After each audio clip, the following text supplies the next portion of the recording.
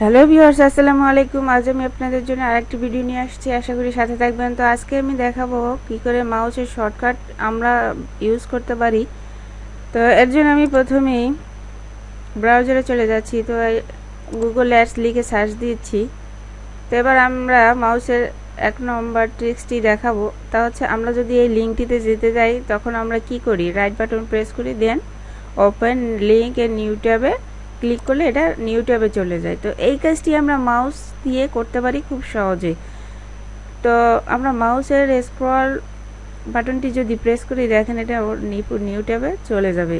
আমি আরেকটি প্রেস করছি, দেখেন যতগুলো প্রেস করব ততগুলো নিউ ট্যাবে ওপেন হবে।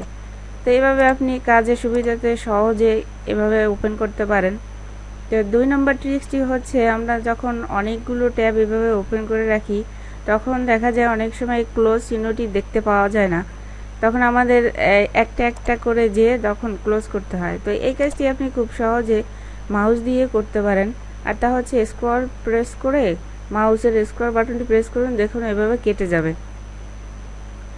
তো দেখতে পেলেন আপনি মাউসের স্ক্রল বাটন দিয়ে কিভাবে ওপেন করতে পারেন ট্যাব, আবার ক্লোজও করতে পারেন।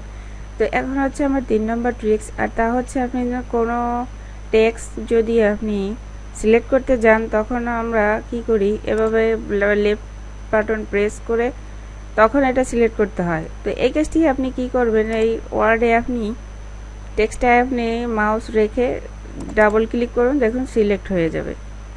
তো এখন আমি আরেকটি ট্রিক্স দেখাচ্ছি, আর তা হচ্ছে আপনারা যখন কোনো পুরো ডকুমেন্ট সিলেক্ট করতে যান তখন আমাদের লেফট বাটন প্রেস করে টেনে নিয়ে সিলেক্ট করতে হয়। তো এই কাজটি আপনি মাউস দিয়ে করতে পারেন। তা হচ্ছে লেফট বাটন প্রেস করে 3বার 3 স্টেপস করবেন, মানে 3বার মাউস লেফট বাটন ক্লিক করবেন, তাহলে এটা পুরো সিলেক্ট হয়ে যাবে। এই কাজটি আপনি যে কোনো জায়গায় করতে পারেন।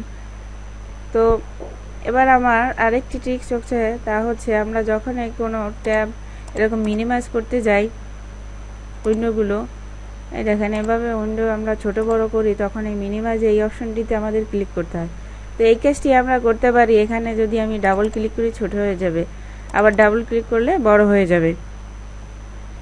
এই কাজটি আপনি ডেস্কটপ দিস পিসিতেও করতে পারেন। তো বন্ধুরা দেখে নিলেন কি করে মাউসের শর্টকাটগুলো। তো এভাবে আপনি আপনার কাজগুলো খুব সহজে করে নিতে পারেন। ভিডিওটি ভালো লাগলে অবশ্যই লাইক দেবেন এবং কমেন্টস করবেন।